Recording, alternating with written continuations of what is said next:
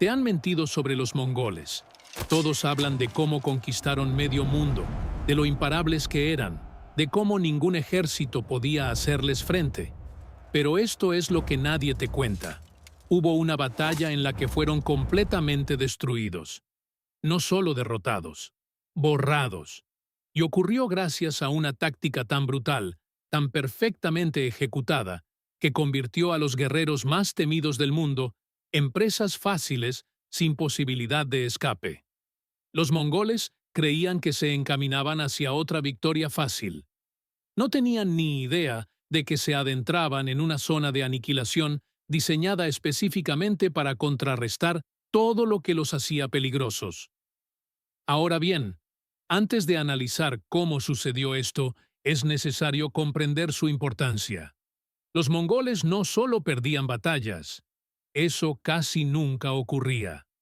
Estos hombres tenían una tasa de victorias que envidiaría a cualquier general de la historia. Se adaptaban a todo, aprendieron de cada batalla, tenían estrategias que otros ejércitos no descubrirían durante siglos. Así que, cuando fueron aniquilados de esta forma, no fue suerte. Fue una planificación ingeniosa de un enemigo que estudió cada movimiento y encontró la única debilidad que nadie más había explotado. Déjenme describirles el panorama. Es el año 1260. El imperio mongol está en su apogeo. Han aplastado a todos, desde China hasta Europa del Este. Han destruido ejércitos 10 veces más grandes. Han derribado reinos que se mantuvieron en pie durante siglos. Y ahora avanzan hacia una nueva región, esperando el mismo resultado de siempre: la victoria total. Pero esta vez, algo es diferente. El comandante que los enfrenta no entra en pánico. No intenta igualar su movilidad ni superarlos en caballería como todos los demás. Está haciendo algo completamente diferente. Está creando una trampa tan perfecta que una vez que los mongoles entren, solo habrá una salida: la muerte. Esta es la historia de la batalla de Minontintu Ain Jalut y la táctica de la zona de exterminio que lo cambió todo. Empecemos por los propios mongoles, porque no se puede apreciar lo insana que fue esta victoria sin entender qué los hizo tan letales. El ejército mongol no era como otros ejércitos de la época. Los caballeros europeos cargaban en línea recta. Los ejércitos chinos dependían de grandes cantidades y formaciones. Las fuerzas de Oriente Medio utilizaban caballería pesada y posiciones fortificadas. Los mongoles no hacían nada de eso. Eran ágiles, eran rápidos, eran impredecibles. Su táctica principal era simular una retirada. Cabalgaban, disparaban unas flechas, daban media vuelta y huían. El enemigo creía estar ganando y los perseguía. Luego, cuando el enemigo estaba desperdigado y exhausto, los mongoles se daban la vuelta y los masacraban. Funcionaba casi siempre. También contaban con arcos compuestos que alcanzaban mayor distancia que cualquier otro arma de la época. Podían disparar flechas mientras cabalgaban a toda velocidad. Podían recargar en un abrir y cerrar de ojos. Y no llevaban armadura pesada, lo que significaba que podían moverse más rápido que cualquier otro en el campo de batalla. Además, toda su sociedad estaba construida para la guerra. Todos los hombres sabían montar a caballo y disparar desde niños. Crecieron cazando a caballo por las estepas. Para cuando se unieron al ejército, ya habían pasado toda su vida entrenando sin siquiera darse cuenta. Y sus generales eran despiadados. Usaban el miedo como arma. Si una ciudad se rendía, podrían salvarse. Si una ciudad se resistía, cada persona sería asesinada como advertencia para la siguiente ciudad. Esto no era solo brutalidad por diversión. Era guerra psicológica. La mayoría de los lugares se rindieron sin luchar porque sabían lo que les sucedía a quienes no lo hacían. Así que para 1260, los mongoles tenían fama de ser invencibles. Ya habían conquistado el imperio corasmio, destruido el Califato Abbasí y tomado Bagdad, una de las ciudades más grandes del mundo en aquel entonces. Avanzaban hacia Siria y Egipto. El sultanato mameluco de Egipto sabía que eran los siguientes, y sabían que si luchaban contra los mongoles como todos los demás, perderían. Ahora, hablemos de los mamelucos, porque estos tipos no eran un ejército medieval típico. La palabra mameluco significa literalmente soldado esclavo. Se trataba de hombres que habían sido esclavizados, a menudo de niños, y entrenados desde pequeños para ser guerreros de élite. Se convirtieron al Islam, aprendieron tácticas militares, equitación y técnicas de combate, y una vez completado su entrenamiento, fueron liberados y se convirtieron en soldados profesionales. Este sistema creó una de las fuerzas militares más disciplinadas y hábiles del mundo medieval. No se trataba de reclutas, a los que se les entregaba una lanza y se les ordenaba luchar.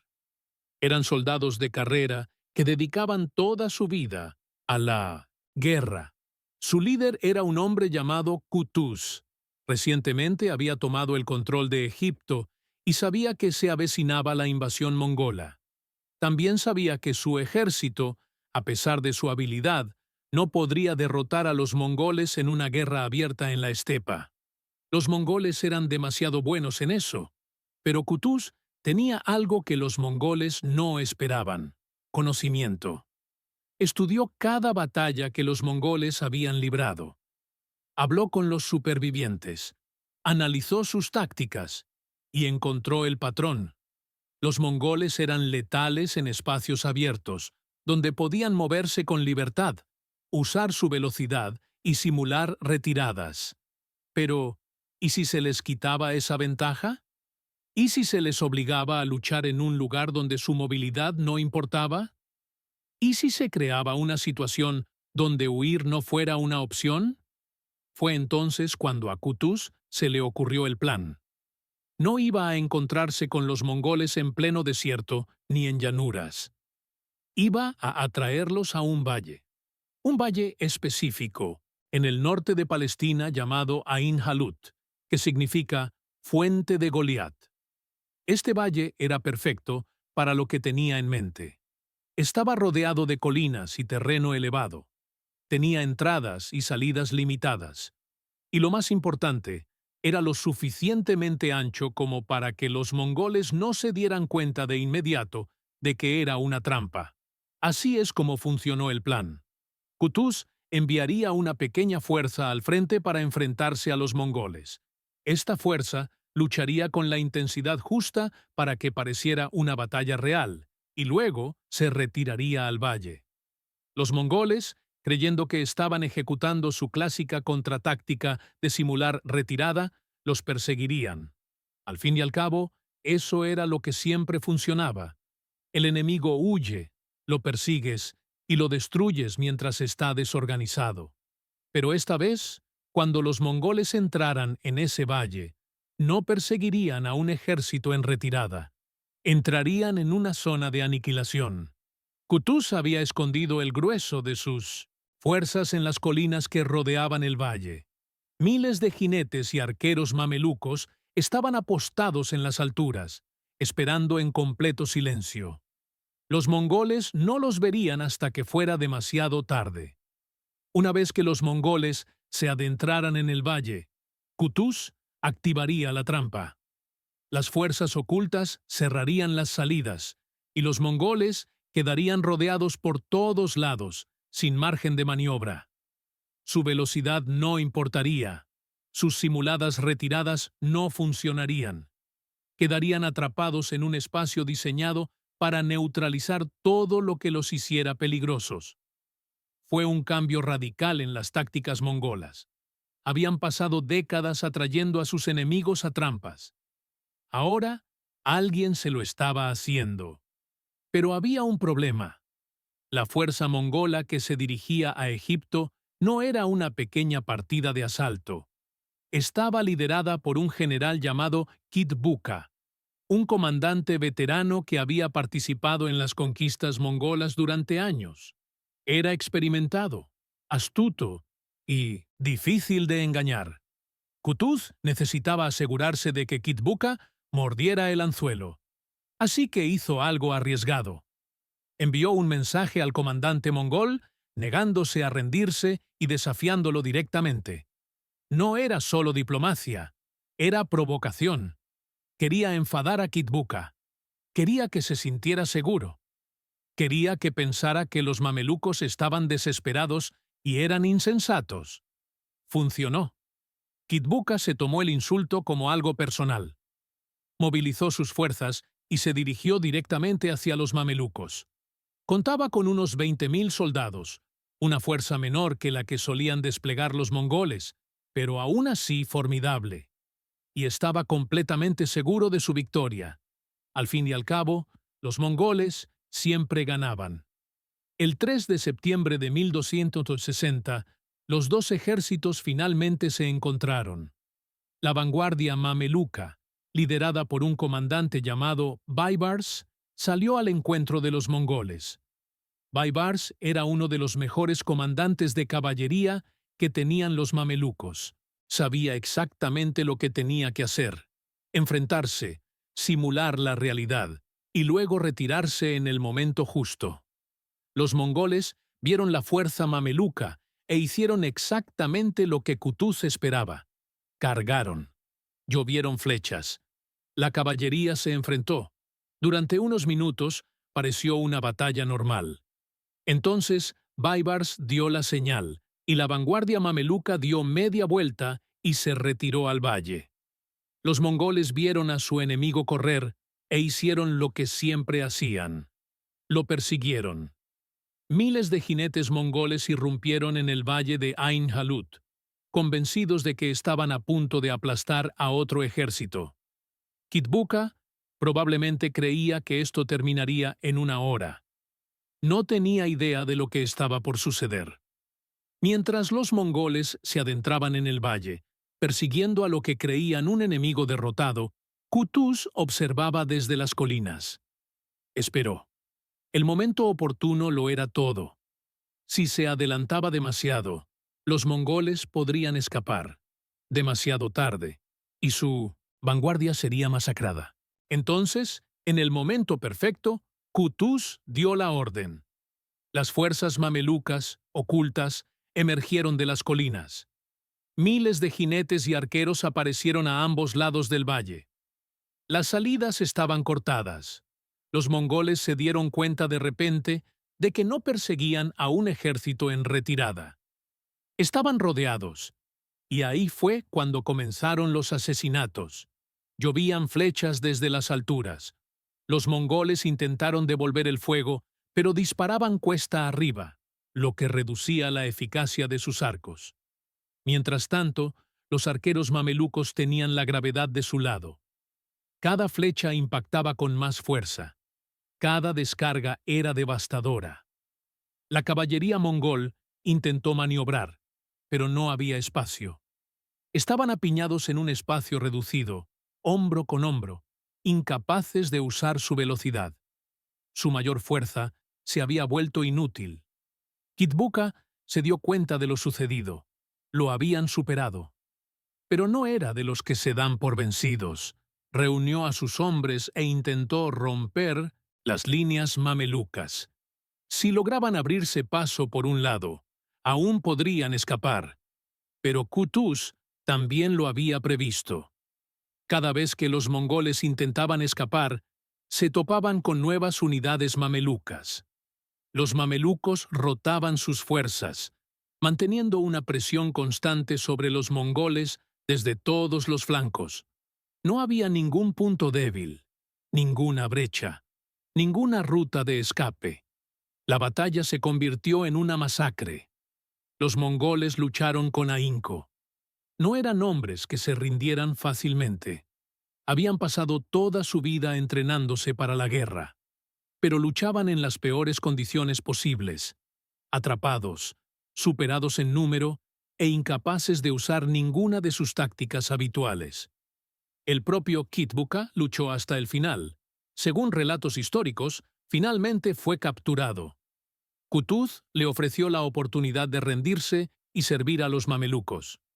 Kitbuka se negó. Prefería morir antes que traicionar al imperio mongol. Así que lo ejecutaron en el acto. Al final del día, el ejército mongol fue destruido. Miles de personas murieron. Los supervivientes se dispersaron. Fue una de las victorias más contundentes jamás logradas contra los mongoles. Pero aquí está la cuestión. Esta no era una batalla cualquiera.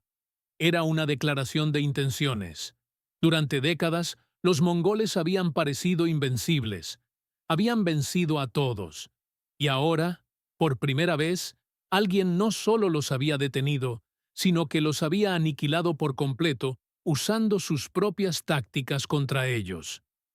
La noticia de la batalla se extendió rápidamente. Las ciudades que estaban a punto de rendirse ante los mongoles, de repente, tuvieron esperanza. Otros ejércitos comenzaron a estudiar lo que habían hecho los mamelucos. La ventaja psicológica en la que los mongoles habían confiado durante tanto tiempo comenzó a resquebrajarse. El imperio mongol no se derrumbó de la noche a la mañana, pero Ain Jalut marcó el principio del fin de su expansión. Nunca invadieron Egipto, nunca conquistaron el norte de África. La batalla marcó el punto más lejano de sus conquistas occidentales. Ahora, analicemos exactamente por qué esta táctica funcionó tan bien, porque hay mucho genio militar en lo que hizo Kutuz. Primero, comprendió a su enemigo.